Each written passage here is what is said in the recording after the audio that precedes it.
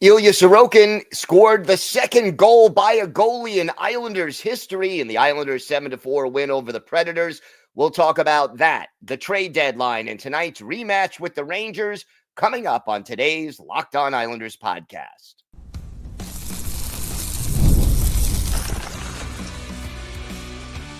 Your Locked On Islanders, your daily podcast on the New York Islanders. Part of the Locked On Podcast Network, your team every day. Welcome, everybody, to the Monday edition of the Locked On Islanders podcast, part of the Locked On Podcast Network, your team every day. I want to thank everyone who makes Locked On Islanders your first listen every day. Don't forget to subscribe on YouTube or wherever you listen to podcasts so you get new episodes as soon as they drop. I'm Gil Martin. I have been covering the New York Islanders for almost 2 decades, and I wrote the book Ice Wars on the history of the Islanders' rivalry with the Rangers. Great to have you here to talk a little Islanders hockey as we head into the trade deadline week. A very exciting one. We're going to talk about the Islanders' win over Nashville on Saturday. We're going to talk about the rematch with the Rangers tonight and many things trade deadline. What could happen heading into the break? All right. Let's start with the win over the Predators, 7-4. And look, there's good news and bad news coming out of this win. Yeah, the Islanders beat Nashville 7-4. I would think it's pretty safe to say that the outcome was never in doubt. You had a goal 2.5 minutes roughly into the game. It's 3-0 at the end of the first period, and the Islanders never seemed to be in serious danger of losing that lead. The closest they got Nashville was to be behind by 2 goals, and yeah, it just didn't seem to be one of those games where the Islanders were looking over their shoulder too much. Now, defensively, I think the Islanders kind of played lax. Yeah, they only allowed 28 shots on goal, which is a nice number, not a great number, but a very, very good number. But again, some breakdowns in the defensive zone that just led to the 4 goals given up. And yeah, many of them were in garbage time. You know, you're up 4-1. So giving up the 3 goals, yeah, you know, it's more of a kind of letting down than anything else, but that's not what you want to see from this team, especially with so many important things going on. Now, you got some really strong performances in this game, and, you know, 2 of them, well, 3 of them even, I would say, come from guys who are, you know, dealing with a lot of trade rumors. Brock Nelson, 2 goals and an assist in this game, led the team with 5 shots on goal. You got a goal from Kyle Palmieri in this contest as well. And J.G. Pageau, who has been mentioned in some trade rumors, a goal and an assist. So clearly, you know, some of the guys who are rumored to possibly be out the door, stepping things up as we get closer and closer to the trade deadline, but overall solid. Now, a move made by Patrick Roy before this game, Maxim Siplikov, a healthy scratch. They put Pierre Engvall back into the lineup. Scott Mayfield, a healthy scratch for the 3rd straight game. And then the other scratch was Scott Perunovich. Again, overall, though, offensively, the 7 goals, the highest that the Islanders have scored all season. They did it in 37 shots and, you know, okay, 36 shots because technically the goal credited to Ilya Sorokin, you know, wasn't a shot. He was the last Islander player to touch the puck. And I want to address that. Sorokin didn't play badly against Nashville as far as his goaltending went. I think 3 of the 4 goals were more due to defensive breakdowns. Yeah, maybe 1 he would have wanted back, but he does get credit for that final empty net goal coming in the closing 12 seconds or so. And Yeah, it basically was Sorokin was the last Islanders player to touch the puck. The Predators had pulled their goalie down 2 goals with a little more than a minute to go, and they passed it back, and it ended up going all the way into the empty net. So Sorokin becomes only the second Islander goalie to score a goal, the other one being Billy Smith, who was the first goalie in NHL history to be credited with a goal. And it came in similar circumstances back in the 79-80 season against the old Colorado Rockies, where the Rockies pulled their goalie for an extra attacker. I believe it was on a delayed penalty. I remember watching this game, and they tried to make a pass backward from the point, and it ended up going all the way into the empty net. And Sorokin was in great spirits afterwards, joking that he was very happy that he got a goal in the NHL before his friend and rival Igor Shesterkin. So, I think Sorokin did a great job of not taking it too seriously, but having fun with it at the same time. And you know what? When you win 7-4, it's all good. And another piece of good news, we know everydayers, we've talked about this over the years. The Islanders have always struggled in matinee games, maybe over the last 10, 12 years, where for whatever reason, when the game is in the afternoon, holidays, weekends, whatever the case may be, the Islanders just tend to struggle. That was not the case. They came out ready to play, and I give credit to the Islanders and to Patrick Roy for having the team ready to go. And, that was very encouraging. So was it pretty? No, you beat the Predators in a game, like I said, where it never felt like the outcome was seriously in doubt. But at the same time, some of the sloppiness that we saw from the Islanders, especially defensively, it was very much like the Islanders were playing a game that was more at the Predators level. And that's not to disrespect the Nashville Predators, but here's a team that is clearly not making the playoffs this year.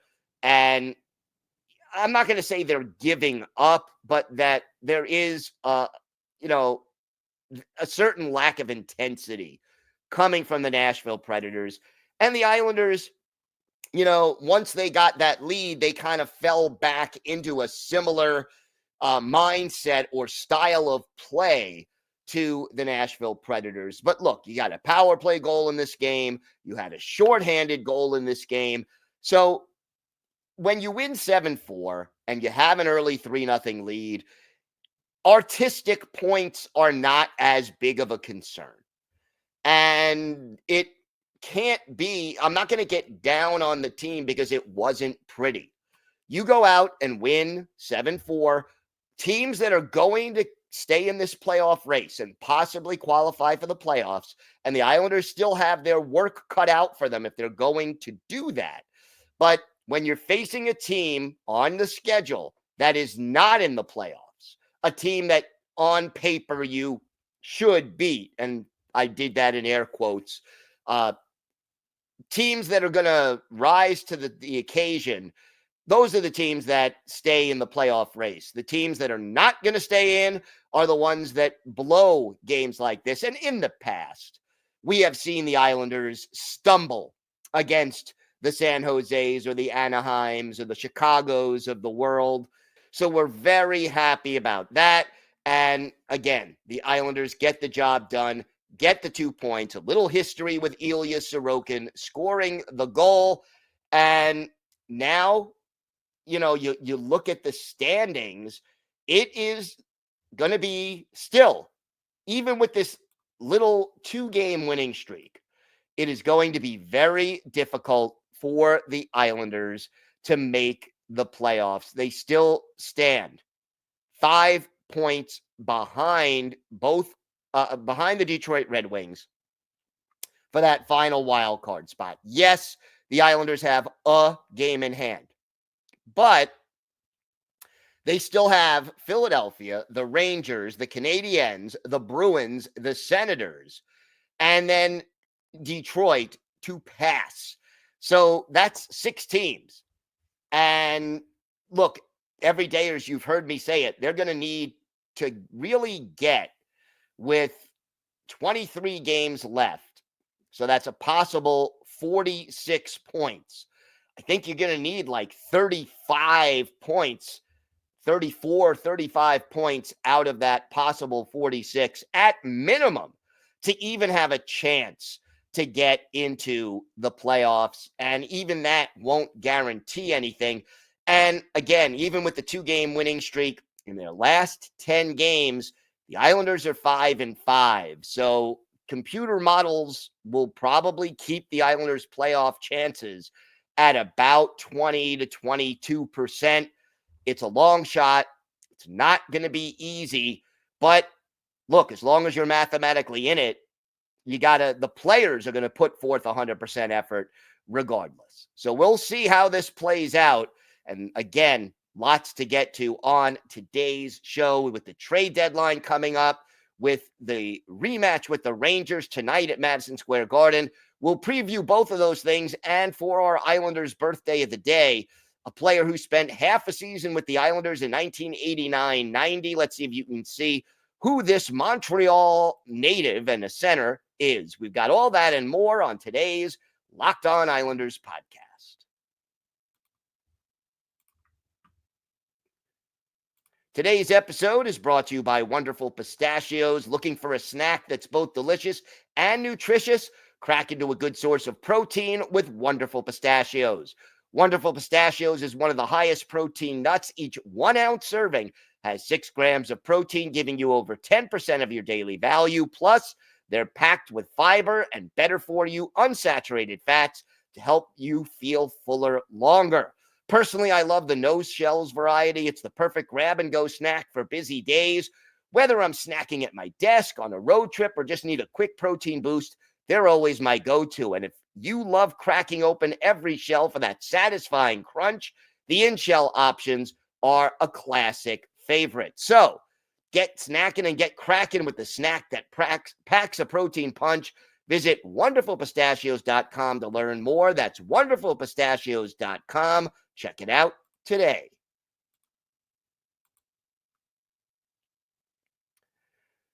So the trade deadline is Friday, 3 o'clock Eastern time in the afternoon. And, lots of rumors out there. And we still don't know what Lou Lamoriello is going to do. But over the weekend, some deals started to come down. And one observation that I definitely saw from these trades, it is a seller's market right now. Supply and demand indicate that there are more teams, because the standings are so tight, who want to add quality players than there are teams who have definitely decided to sell. Well, look, you got Brock Nelson and Kyle Palmieri on expiring contracts. All the rumors out there say, hey, Lou Lamoriello is still trying to extend one or both of those players. But look at what these trades that happened over the weekend got the teams that were trading away players. The Minnesota Wild acquired Gustav Nyquist from the Predators for a second-round pick, and the Predators retained 50% of salary. Nyquist has only 21 points, 9 goals and 21 points in 57 games. If you got a number 2 pick for Nyquist, what are you going to get for Brock Nelson or Kyle Palmieri? It's got to be more than that. The Florida Panthers, the defending Stanley Cup champions, picked up veteran defenseman Seth Jones, and they are retaining 26% of salary. And they get a conditional first-round pick, and they throw in a first-round pick going the other way, and goalie Spencer Knight. Again, big returns. And Jones, 7 goals, 27 points in 42 games. The Rangers, who the Islanders are playing tonight, made a move. They sent Lindgren and Vesey to the Avalanche for Calvin DeHaan, forward Juuso Parisian, and a second-rounder and fourth-rounder in 2025. So that's Ryan Lindgren, Jimmy Vesey for Juuso Parssinen, Calvin DeHaan, the veteran former Islander defenseman, and a couple of picks. Again, it is a seller's market. If you got a second for Nyquist, you got to get at least a second and something else for Kyle Palmieri, and at least a first and something else for Brock Nelson. And you know what? With the cap being the way it is, the Islanders, because both of these guys are on expiring contracts, they can afford to retain salary for the rest of this year. What about, the fact that this is a seller's market underscores even more how important it is for Lou Lamoriello to maximize the value of these assets and sell. You'll get more. And look, let's take it to the next level. A lot of teams allegedly interested, rumored to be interested in J.G. Pageau. He's the perfect playoff addition for the stretch drive because of his faceoffs, his penalty killing, his two-way play. You could probably get a really good deal for Pageau. Anders Lee, 1 year left on Pageau's deal and Lee's deal. Anders Lee right now tied for the team lead in points, has the team lead in goals. His value will never be this high again. Again, when you calculate in the age factor, that Anders Lee will be 35 in July. If you can get something for him now, do it. Do it. I know he's your captain. I'm a big fan of J.G. Pageau. I'm a big fan of Anders Lee. But what's best for the franchise right now? And let's take it a step further. The Islanders have right now on their roster a glut of defensemen. 9 or 10 guys who can play in the NHL right now. They have 9 on their roster. Why? Mike Riley has now been cleared for contact. He's getting closer to coming back. You've got Perunovich and Mayfield sitting.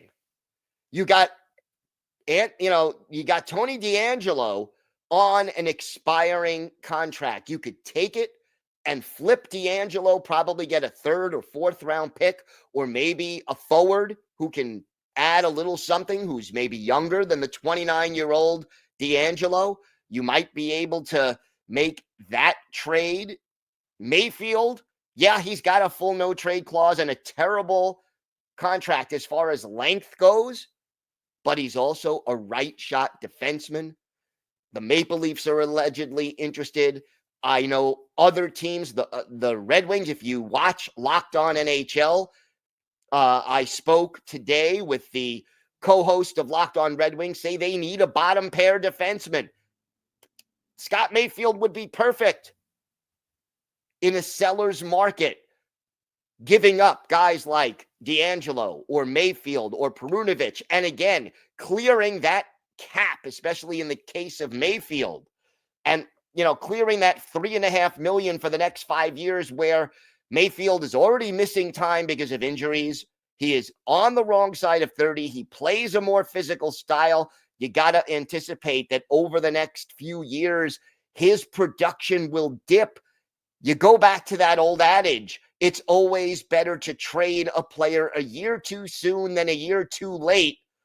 The opportunities to really retool this team on the fly and quickly are abundantly out there. The Islanders have 7 or 8 players, maybe more, who teams could be interested. And we didn't even say the name Noah Dobson yet in this discussion. So go out there and make things happen. Lou Lamoriello, rather than clinging to the 20-something% hope that this team could squeak into the playoffs and then go to the less than 20% hope that they could win a round or two, let alone come close to contending for a Stanley Cup. It is not a good situation right now if this team does not sell. It is just what needs to happen. It is the most logical thing. It is the way to make the long-term health of this organization better, quicker, with less pain. Yeah, there would be pain in parting ways with long-term Islanders like Brock Nelson, Kyle Palmieri, Anders Lee. There would be Scott Mayfield. Yeah, I would feel a little bit sad having to part ways with those guys. But I'd feel even sadder to watch them continue to decline on the ice while the team sinks lower and lower in the standings and the retool becomes a rebuild that's going to take 5 or 6 years and still have no guarantee of success depending on what the GM does to try to make the right moves to help. It's out there. And the question now is, will Lou Lamoriello do the right thing by this franchise, or will he stubbornly cling to his guys in a low percentage bid to squeak into the playoffs and an even lower percentage bid to try to win a round or two? And if the answer is he's going to stick with what he's got, then it's up to ownership. Malkin, all the way from England, he's got to step up and say, you know what, Lou, if you're not willing to fix this team's ongoing issues with a fading core, we got to get someone in here who can. So far, they haven't been willing or able to step up and do that, but the clock is ticking, and let's hope they do it soon. We have got a lot more to get to on today's show. We'll preview tonight's big rivalry game against the Rangers. What will it take for the Islanders to win? That plus our Islanders birthday of the day coming up next on today's Locked On Islanders podcast.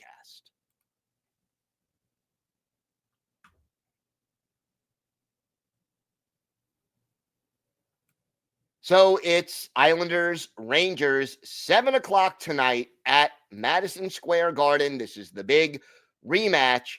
And look, the Islanders already have an advantage in this. It'll be a back-to-back game for the New York Rangers, while the Islanders have been resting since late Saturday afternoon. Islanders beat the Predators Saturday afternoon. The Rangers playing the Predators Sunday night at the Garden. So Jonathan Quick set to go on Sunday. That means that we will get Shesterkin against Sorokin again when the Islanders and Rangers meet. And it is important in my mind, and I'm going to say this again, and we're seeing it happen again. The Islanders cannot continue to just keep sending Ilya Sorokin out there every game. He's going to need a rest at some point.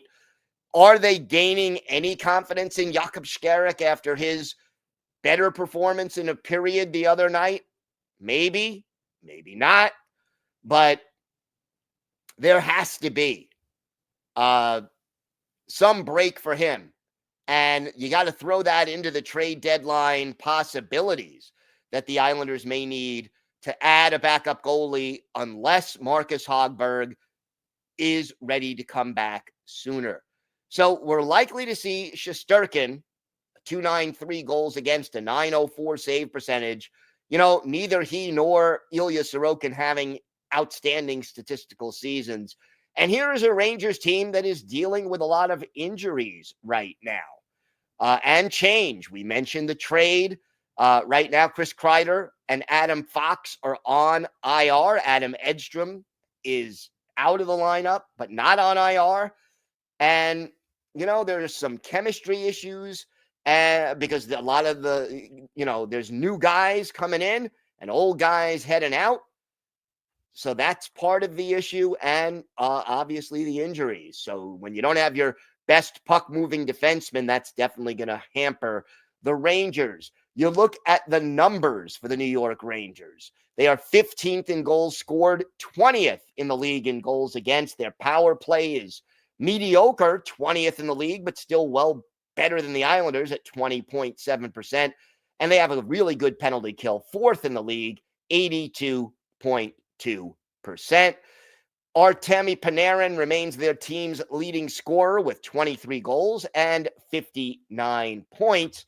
We look at the line combinations. Trocheck, Panarin, and Lafreniere are the top trio. JT Miller, recently reacquired.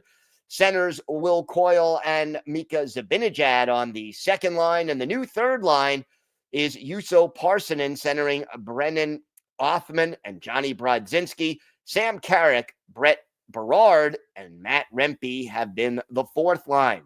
Keandre Miller and Will Borgen are now the top defense pairing with Fox on IR. Zach Jones and Calvin DeHaan, the middle pairing. Braden Schneider and Urko Vakanainen, are the third pairing. And again, the goalies, Shesterkin and Quick.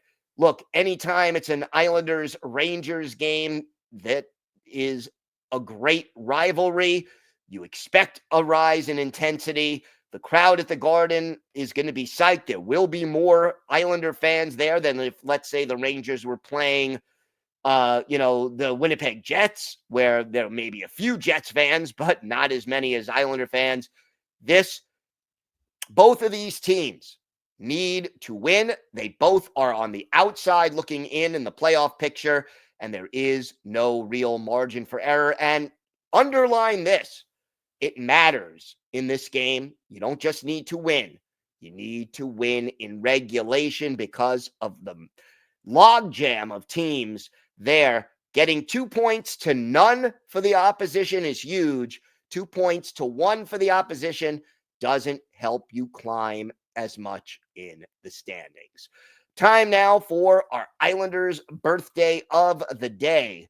And Tuesday is going to be the 62nd birthday of former Islander center Gilles Thibodeau, the Montreal native, 5'10", 165 pounds, undrafted, but made his NHL debut with the Habs in 86-87, spent 20 games with the Islanders in 1989-90, had 4 goals, 8 points, and 17 penalty minutes in those 20 games. Later played for the Maple Leafs and then finished his career in Switzerland.